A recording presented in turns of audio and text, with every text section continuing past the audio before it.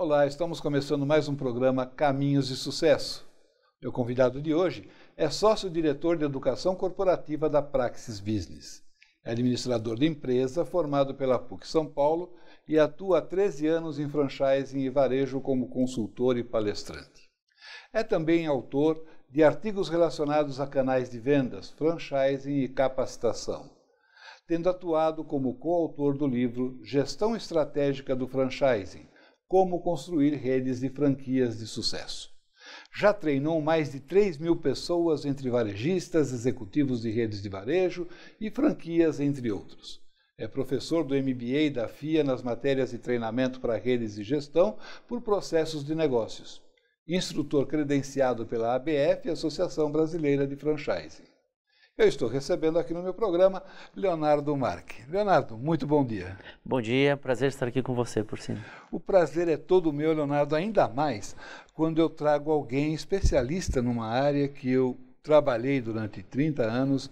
Então é gostoso saber que no Brasil a gente tem consultoria séria e especializada na educação corporativa.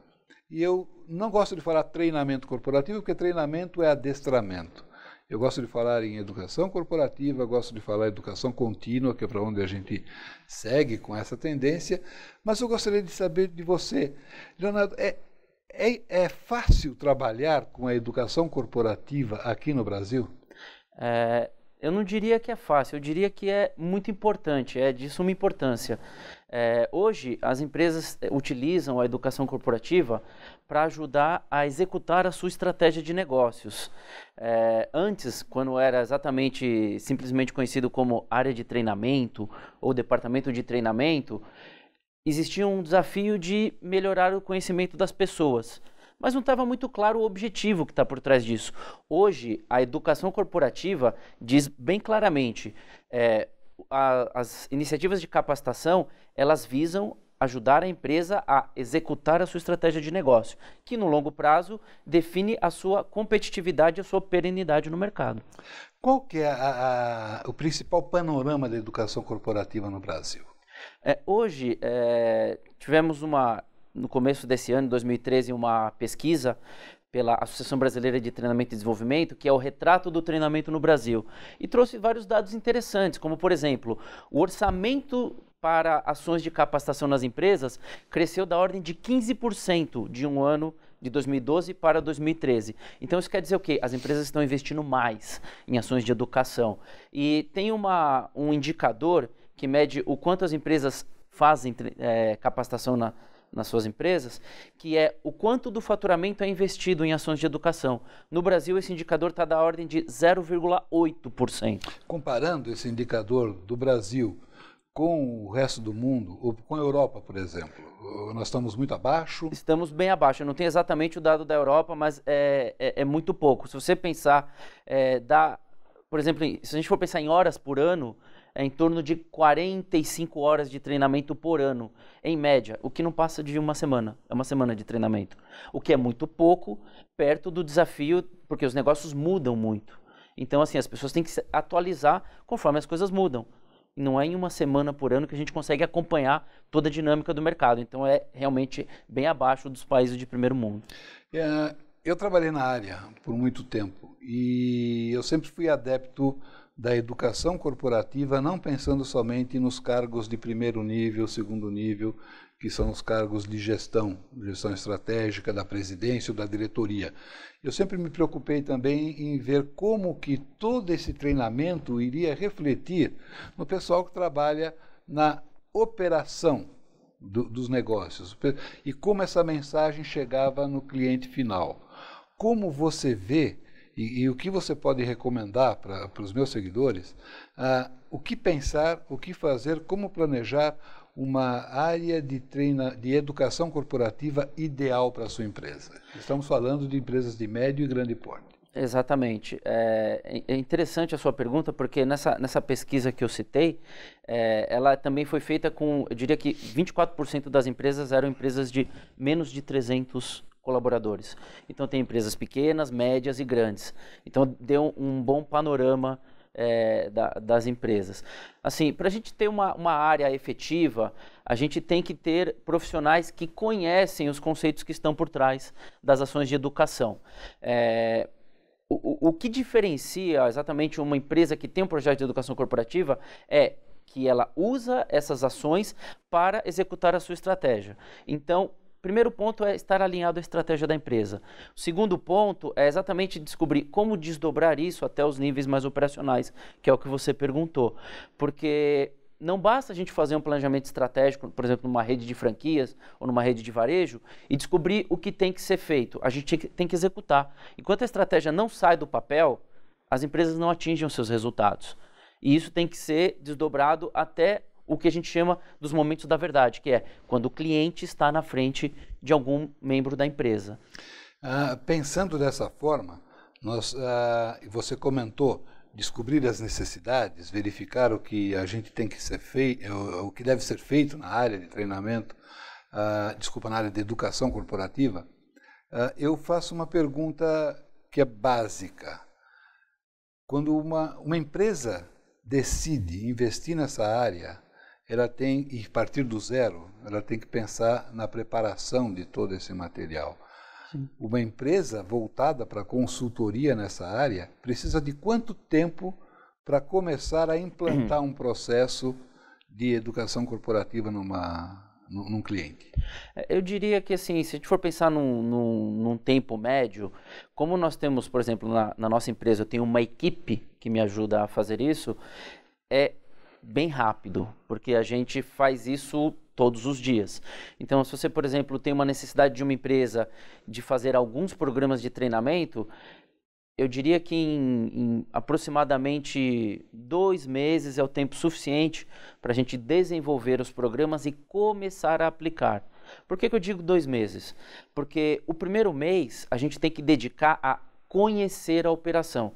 Não dá para a gente fazer um bom trabalho de educação sem ter visitado a operação do cliente, entender como o cliente interage com a empresa, o que a empresa faz, a forma que faz, porque senão você acaba fazendo um trabalho que a gente chama trabalho de prateleira, que é uma coisa pronta dos livros que fica teórica, e isso não tem bons resultados. A gente primeiro precisa entender o que acontece na prática, quais são os desafios da empresa na prática, e aí sim fazer o que a gente chama de treinamento personalizado, que é aquela ação que vai fazer diferença para aquela empresa, da forma que é necessário. Tailor-made. Tailor-made, exatamente. Esses são as iniciativas de educação que fazem a diferença nos resultados. Se você pegar um treinamento que você assistiu, você participou de um programa aberto, pegar esse material e aplicar na sua empresa, não necessariamente você vai ter o melhor resultado. Vocês costumam, quando vocês fazem esse tipo de consultoria, dentro dessas visitas, passar não um questionário, mas uma avaliação para verificar qual o nível que se encontra desde a presidência da empresa até a operação lá embaixo e saber exatamente o que deve ser aplicado, ou você deixa isso para uma segunda fase depois de fazer os treinamentos mais importantes? A gente faz no começo. Eu diria que isso é muito importante, porque algumas vezes pode até levar a um reinício de projeto. Por quê? Você conversa com a alta gestão da empresa e é te dado um panorama. Que eles imaginam que acontece na prática, que é o ideal. Quando você vai a campo e vai ver o que acontece na prática, muitas vezes é frequente acontecer isso. O que as pessoas falam, não, eu faço isso, e dá vários motivos, não está alinhado com o que a alta administração fala. Existe uma dissonância. E aí a alta administração acha que o cliente está sendo tratado de uma forma, ele está sendo tratado de outra forma. E aí você precisa parar, voltar e falar assim, olha, temos uma questão, precisamos resolver isso. Muitas vezes a alta administração acha que você precisa caminhar de um ponto para frente. Às vezes você precisa voltar ao básico. E aí muda-se todo um escopo de projeto. É aí que eu queria chegar, quando você tem que voltar ao básico. E às vezes esse básico inclui a alta direção da empresa para que eles façam uma reflexão do que é a cultura do seu trabalho, a cultura da sua empresa, a forma de empreender da sua empresa, de fazer com que todos sintam que o negócio também é parte deles.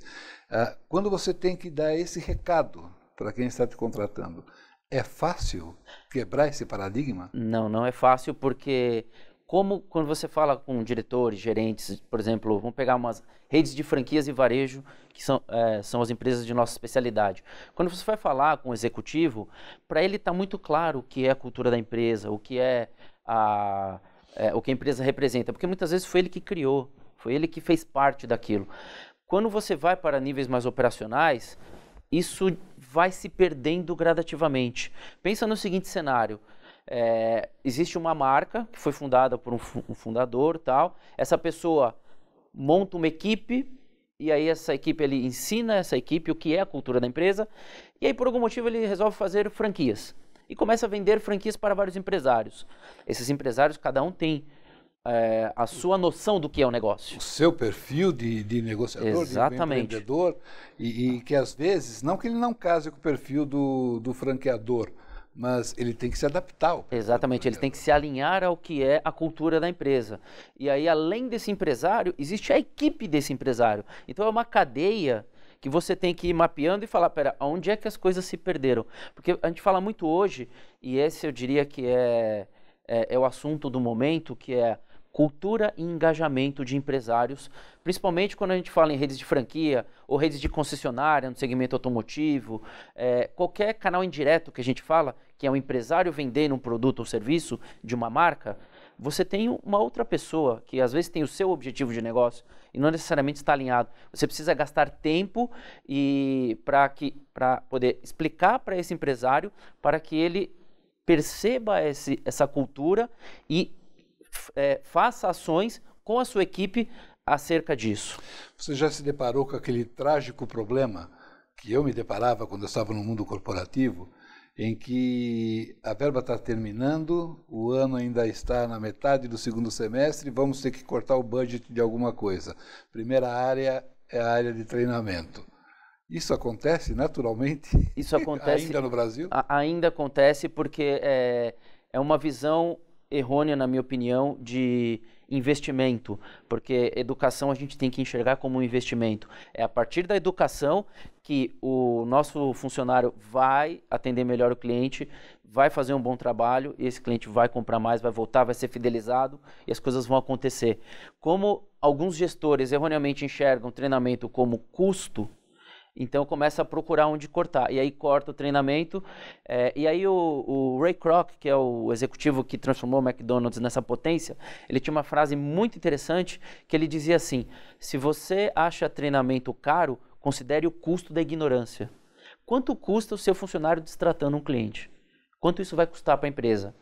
Não dá para mensurar, mas é muito grande. Então você precisa treinar para que as coisas aconteçam do jeito que tem que acontecer, para que você tenha resultados. Isso é uma lógica que não pode ser quebrada. E esse treinamento,